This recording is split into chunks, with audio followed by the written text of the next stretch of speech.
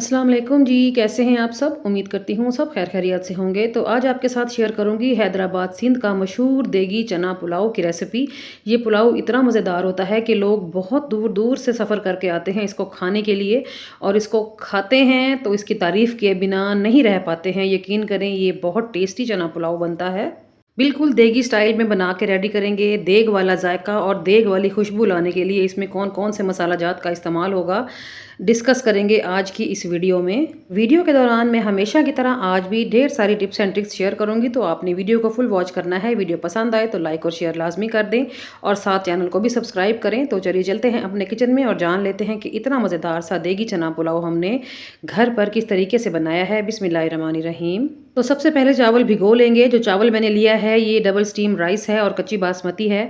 और जिस पैमाने में मैं आज आपको दिखा रही हूँ चावल, ये पैमाना मैंने अपनी फैमिली के लिए सेट किया हुआ है। मैं एक टाइम में इस पैमाने के हिसाब से चावल बनाती हूँ। तो तकरीबन 650 ग्राम के बराबर इसमें चावल आता है।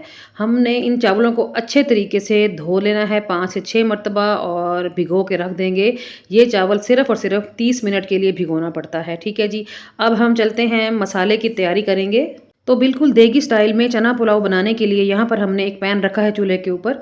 फ्लेम को ऑन नहीं किया और सबसे पहले मैंने इसमें 3 टमाटर मोटे-मोटे स्लाइसेस में काट के डाले हैं। अब हम इसमें कुछ और चीज़ें शामिल करेंगे, जिसमें शामिल है 1 चम्मच मोटा कुटा हुआ सूखा धनिया, 1 चम्मच मोटे कुटे हुए सौंफ हैं, 1 चम्मच मैंने ज़ीरा लिया है, इसको भी मोटा-मोटा कूट लिया है। मसालों में है नमक 1 टेबलस्पून, 1 टीस्पून है इसमें चिकन पाउडर, 1 टीस्पून मैंने इसमें डाला है बारीक पिसा हुआ जायफल जावित्री का पाउडर और 1 टीस्पून मैंने इसमें डाली है कुटी हुई लाल मिर्च। ये वो सब सीक्रेट मसाले हैं जो हमारे चावलों में, हमारे पुलाव में देग वाली खुशबू लाएँगे। आपको पता होगा कि जब देग वाले चावल बनाते हैं तो वो चूल्हा ऑन करने से पहले सारी चीज़ें इकट्ठे डाल लेते हैं, बाद में इनकी भुनाई करते हैं। अब हम पुलाव में शामिल करेंगे कुछ खड़े मसाले, जिसमें शामिल है 15 से 20 दाने काली मिर्च के, 5 से 6 हरी इलायचियाँ, 2 बड़ी इलायचियाँ, 2 बादियान के फूल, 5 से 6 लौंग और 3 से 4 टुकड़े हैं दालचीनी के। इन मसालों से, इन खड़े मसालों से इतनी कमाल की खुशबू आएगी कि आप अपने हाथों को नहीं रोक पाएँगे। अच्छा जी, अब हम इसमें शामिल करेंगे दही। तो यहाँ पर मैंने 1 कप दही लिया है। दही को मैं हमेशा फेंट के डालती हूँ, क्योंकि अगर गलती से खुदा न खास्ता दही की फुटकड़ियाँ बन जाएँ तो वो मैं डिज़ोल्व नहीं कर पाती। तो इसीलिए मैं हमेशा दही को स्मूथ करके ही डालती हूँ। दही के बाद हम इसमें शामिल करेंगे इमली। आलू बुखारा अक्सर लोगों को मैंने देखा है डालते हुए, लेकिन सिंधी चना पुलाव में इमली जाती है। तो 2 टेबलस्पून के बराबर मैंने इमली को भिगो के रख दिया था। अभी मैंने उसको मसल के उसका पल्प निकाला है और शामिल कर दी है। यहाँ पर 2 चम्मच के बराबर में डाल देंगे अदरक लहसुन की पेस्ट। मेरे पास फ्रोज़न थी तो मैंने 2 क्यूब डाल दिए हैं। ये जो चना पुलाव है ना, ये अच्छा खासा स्पाइसी होता है, तो हम इसमें स्पाइस लाएँगे हरी मिर्चों से। मैंने इसमें 3 से 4 तेज़ वाली हरी मिर्चें कूट के डाल दी हैं और यहाँ पर मैंने पौना कप के बराबर कुकिंग ऑयल डाला है।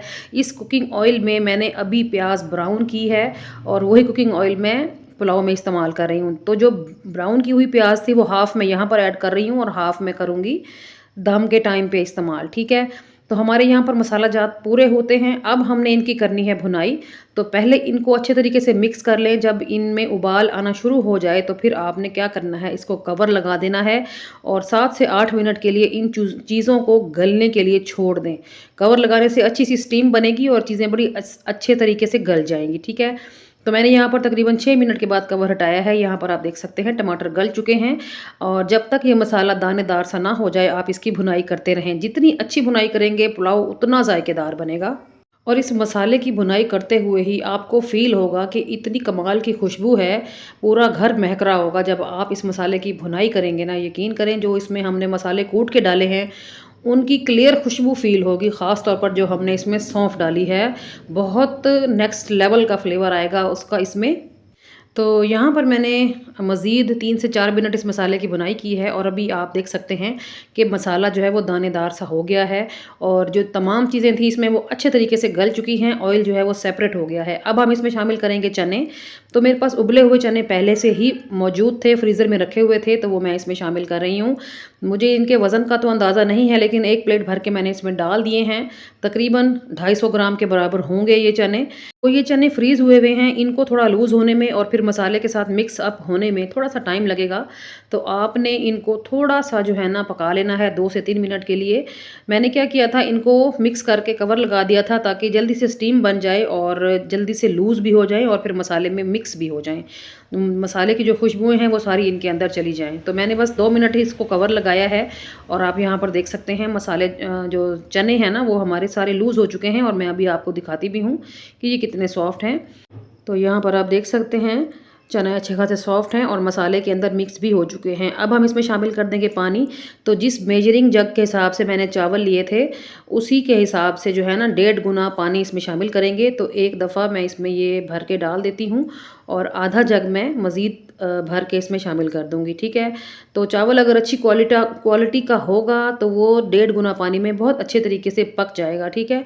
तो मैंने सिर्फ 1.5 गुना पानी डाला है इसमें। मिक्स करेंगे, कवर लगाएंगे और पानी में एक उबाल आने का वेट करेंगे।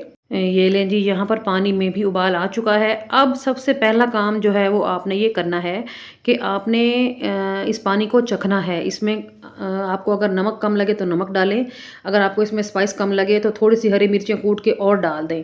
मगर आपने लाल मिर्चों का इस्तेमाल कम से कम करना है। अगर हमने लाल मिर्चें इसमें डाली तो फिर हमारे जो पुलाव का कलर है वो चेंज हो जाएगा, ठीक है ना।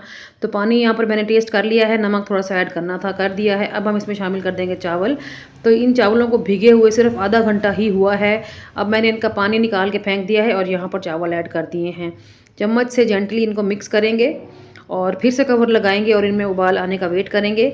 तो अगर आप कवर लगा देंगे ना तो चावल आपका सॉफ्ट ही रहेगा। अगर आप कवर नहीं लगाएंगे और ऐसे ही इसमें उबाल आने का वेट करेंगे तो चावल थोड़ा सख्त हो जाएगा, ठीक है। तो 7 से 8 मिनट में ही उबाल आ गया है और अब आप देख रहे हो कि पानी में बड़े-बड़े बबल्स बन रहे हैं। पानी जो है वो चावलों ने सोक कर लिया है और जो थोड़ा-सा पानी दिख रहा है वो यहाँ पर आपने ड्राई कर लेना है। बस 1 मिनट में ही ये सारा काम हो जाएगा। तो अब हमने इन चावलों को लगाना है दम पे। दम पे लगाने से पहले देगी चना पुलाव जो है ना उसके लिए कुछ लवाज़मात चाहिए होते हैं, जिसमें शामिल है लीमू, टमाटर स्लाइस में कटे हुए, ब्राउन वाली प्याज़ और थोड़े से मैंने इसमें लिए हैं हरे धनिये के पत्ते और हरी मिर्चें भी काट के ले ली हैं, ठीक है। तो ये सारी चीज़ें हमने दम लगाने से पहले चावलों के ऊपर अरेंज कर देनी है। इनकी जो लुक निकलती है इस तरह, इनका जो फ्लेवर निकलता है बहुत कमाल का और बहुत ज़बरदस्त किस्म का चावल जो है हमारा रेडी होता है। तो लास्ट में मैंने थोड़ा-सा रेस्टोरेंट वाली लुक लाने के लिए ना ज़र्दा फूड कलर घोल के डाल दिया है, ठीक है। तो बस अब हम दम पे लगाएँगे चावलों को जिस तरह नॉर्मली हम घर में लगाते हैं रुमाल के साथ। तो 5 मिनट के लिए मैंने फ्लेम को ऑन रखा था, फिर 15 मिनट के लिए फ्लेम को ऑफ कर दिया था, ठीक है। तो टोटल 20 मिनट के बाद कवर हटाएँगे। बिस्मिल्लाहिर्रहमानिर्रहीम। माशाल्लाह से कितनी ज़बरदस्त सी खुशबुएँ हैं। इस टाइम पे आपने चावलों में बिल्कुल भी चम्मच नहीं हिलाना। ये तो मैं आपको सिर्फ दिखा रही हूँ कि कितना खिला-खिला चावल रेडी है। मैं अभी इसको 7 से 8 मिनट के लिए ऐसे ही छोड़ दूँगी। उसके बाद मैं इनको खोलूँगी, डिश आउट करूँगी और आपको दिखाऊँगी, ठीक है। दम खोलने के फ़ौरन बाद आप भी चावलों में चम्मच ना हिलाया करें। इनको थोड़ी देर के लिए इनकी स्टीम निकलने दिया करें 5 से 7 मिनट के लिए, क्योंकि दम दम के फ़ौरन बाद चावल बहुत ज़्यादा सॉफ्ट होता है तो इस तरह टूट भी सकता है। आप इसको ऐसे थोड़ी देर के लिए छोड़ देंगे तो ये चावल जो थोड़ा-सा मज़बूत हो जाएगा। फिर आपने जो है ना इसको निकालना है, डिश आउट करना है, ठीक है। तो यहाँ पर आप देख सकते हैं इनकी स्टीम निकल गई है, तकरीबन 8 मिनट भी गुजर गए हैं और माशाल्लाह से आप देख सकते हो जी कितना खिला-खिला और कितना लंबा बेहतरीन चावल हमारा बन के रेडी हो गया है और कमाल की खुशबुएँ हैं जो कि मेरे पूरे मोहल्ले में जा रही हैं माशाल्लाह से। तो अब हम करते हैं इसको डिश आउट। ये देखें जी, बहुत ज़बरदस्त और बहुत ही खुशबूदार हमारा देगी चना पुलाव बन के रेडी हो गया है। तो कैसी लगी आपको मेरी आज की रेसिपी? उम्मीद करती हूँ अच्छी लगी होगी। अच्छी लगी है तो वीडियो को लाइक और ज़्यादा से ज़्यादा शेयर कर दें। आप सब लोगों का बहुत शुक्रिया। और हाँ, चैनल को भी ज़रूर सब्सक्राइब करके बेल आइकन को भी प्रेस कर दें, ठीक है जी। तो ये इतने मज़ेदार चावल हैं, अगर आप इनके साथ कोई डिप नहीं भी बनाएंगे ना, कोई चटनी नहीं भी बनाएंगे, तब भी ये बहुत टेस्टी लगने वाले चावल हैं। तो मस्ट ट्राई वाली रेसिपी है। एक बार मेरी इस रेसिपी को लाजमी ट्राई करें। जब भी ट्राई करें तो फीडबैक दें और साथ ये भी बताना है आपने कि आपने मेरी इस रेसिपी को दुनिया के किस कोने से, किस शहर से, किस मुल्क से बैठ के देखा है, ताकि मैं आप सब लोगों का दिल की गहराइयों से शुक्रिया अदा कर सकूं। तो आपने इस रेसिपी को लाजमी ट्राई करना है। इफ्तार की दावत में बनाएं या फिर ईद की दावत में बनाएं, मगर ज़रूर बनाएं। एक बार जब आपने इस रेसिपी को बना लिया तो आपका दिल खुश हो जाएगा। चलती हूँ, ये थी मेरी आज की शानदार सी रेसिपी। कल फिर मुलाकात होगी किसी और फ्रेश और ताज़ा रेसिपी के साथ। तब तक अपना और अपने प्यारों का रखें ढेर सारा ख्याल। मुझे रखें दुआओं में याद। ओके जी, अल्लाह हाफिज़। Thanks for watching.